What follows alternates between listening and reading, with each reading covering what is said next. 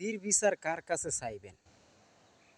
হাদির বিচার আপনি যার কাছে দিবেন সে হইল আওয়ামী লীগের বড় কর্মকর্তা।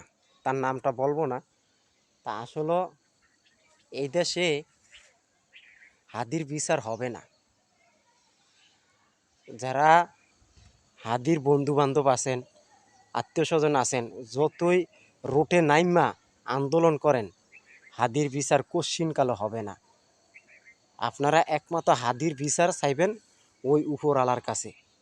ভাই, উপরওয়ালায় বিচার করবে, কিন্তু আপনি বাংলাদেশে হাদির বিচার চায়া কোনো জায়গায় কাম হবে না। আরও আপনার শরীরের রক্ত, হ্যাঁ, ঝরাবেন হাদির বিচার চায়া। তা আসলে এই দেশের মানুষ কেউ সঠিকভাবে বিচার করবে না। জজ কোন ব্যারিস্টার কোন টাকার কাছে সবাই হার মেনে যায়। বুঝছেন ভাই, টাকার কাছে সবাই হার মেনে যায়।